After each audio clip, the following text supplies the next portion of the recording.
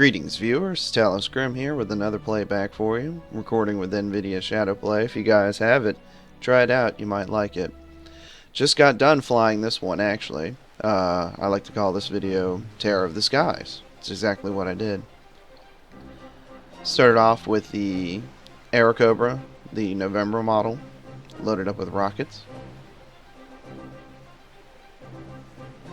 Taking a little while here.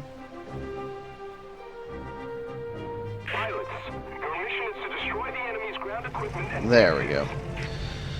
So here, my plan is I'm trying to get the Blaster title. For Blaster, you need to have over 100 air kills with rockets.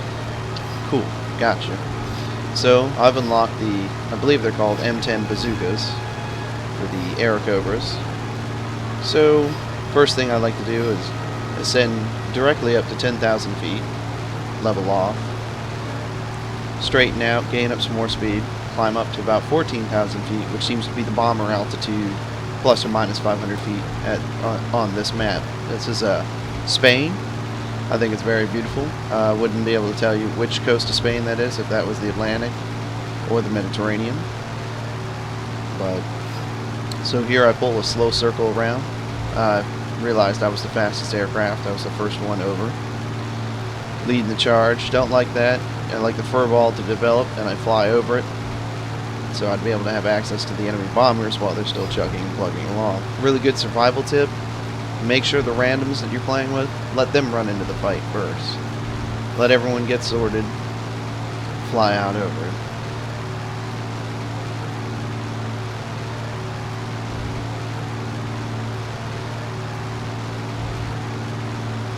What you're looking at is a P-39 November Airacobra. It's one of the U.S. Army Air Force's best fighters in ground attack vehicles, what I'd say. Inside the nose, you have that big old 37mm, I like to call it the plane chewer. Alrighty, let's seem to be at altitude. See overhead in the distance, we got, those are two B-25s. The one on the right didn't spot me, but the one on the left did, because as soon as I got within 3 kilometers of him, he started diving for the earth, and I let him go. You can always come back down to him. You're going to take a lot of time. Oh, there he goes. He's diving. And there we go. NARC 205. Yeah. See, the thing about B-25s is the rear of them are made out of cannons, so you have to come up from underneath the steep altitude. So he had a rocket blow up off his wing. I couldn't believe it. So I came back in, threw another one in there. Got to be careful though, even when bombers are dying, their gunners are still alive. Until they leave the aircraft, get out of the area. So here we go. Scanning the horizon once more.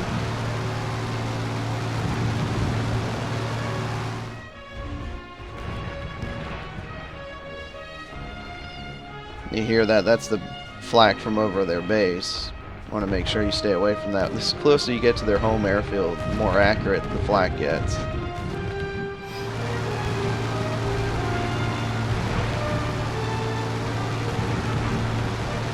Climbing back up to altitude. Oh, there we go. Sorry about that. Didn't even see him coming. That's right. The Lag 3 was climbing up to meet me. He didn't get too far. But that's the problem, is if you're climbing to altitude, do not get close enough to enemy fighters, because you'll be slow on speed and you'll lose maneuverability. You'll just get chewed up. Now here we go. We have this dude somehow in a biplane managed to get all the way up here. Poor sucker. He's trying to come in. I know. I see the ram, line up the thing, fire the rocket, jump up over him. Now that was crazy. The only reason I'm putting this in the video is because I made it out alive.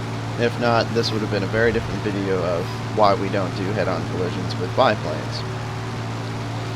But I got to give it to the guy. I do it in Tchaikovsky's I-153, the premium tier 1 biplane.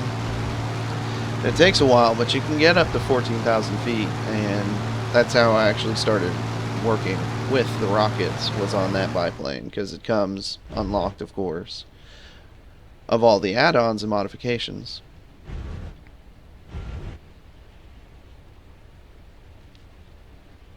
Little weird audio glitch you get from replaying. It'll play the banner across the screen in a second and tell you the mission objective before you hear the engines again.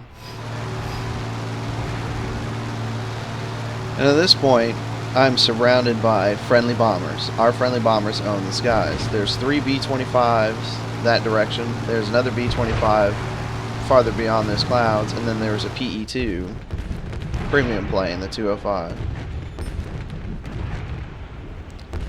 Same thing again, we have another 39 November. He's trying to climb up to altitude, but just he didn't do it over friendly airspace, and I was right here with him. Overshot terribly, but he's still climbing. I have the energy advantage and the maneuverability advantage because I have more air going over my airfoils. So just come back in and line up a second one. Took him back out again.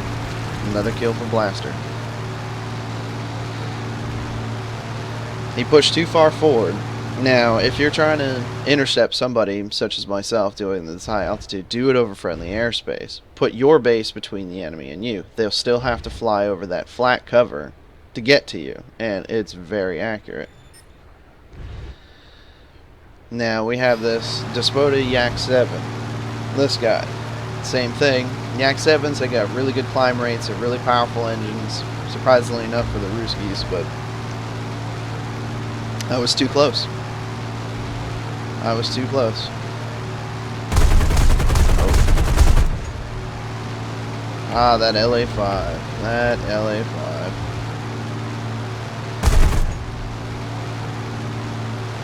Forgot about you. That CVAS seems like it's a flight guild.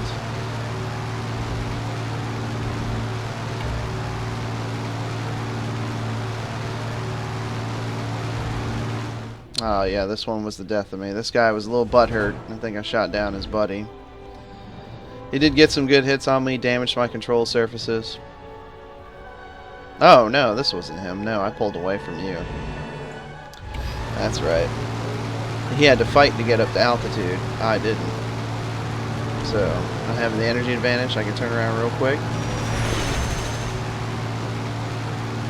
You gotta be careful of those LA5s. They're very maneuverable and they're very annoying once they bit onto your tail.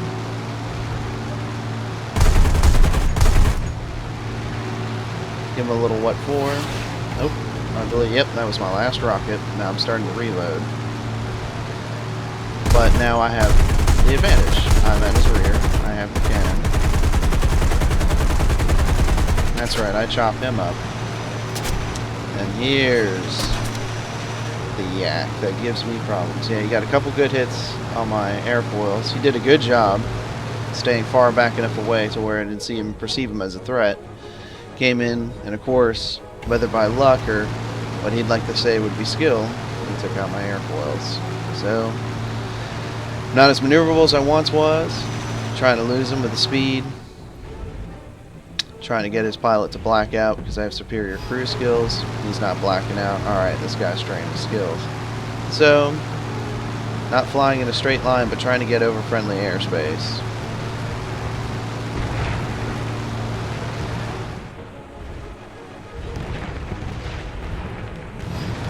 Hopefully a friendly will come pick him up, but spoiler warning, friendly didn't come pick him up. So now he scored a critical on me.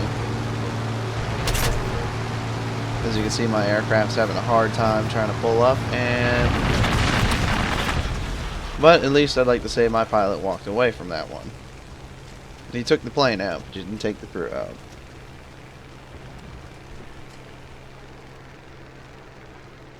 So, come back in with a P-39 Quebec model.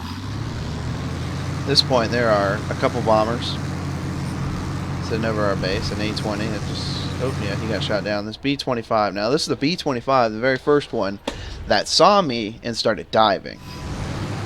And decided to go against his buddy, who was flying straight in a line. So, I'm headed towards him. And then it's the yak again. And of course, I got the kill for it. So I believe I launched a rocket at him, but the proximity, not his fault. It was his dead, lifeless corpse that slammed into my aircraft. So now we have the beautiful P400. It took a little getting used to flying this guy, but once you have all the upgrades for it, it really comes into its own. It also has a cannon in the nose. It's only a 20mm. Trust me, it's still powerful against aircraft.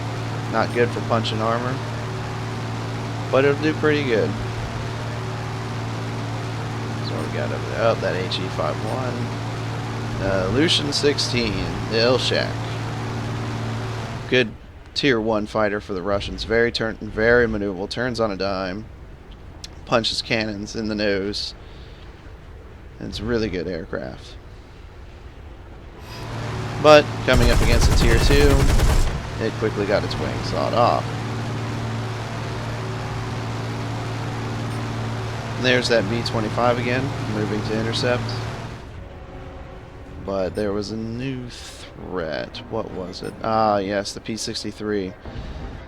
The King Cobra, a tier 3 fighter.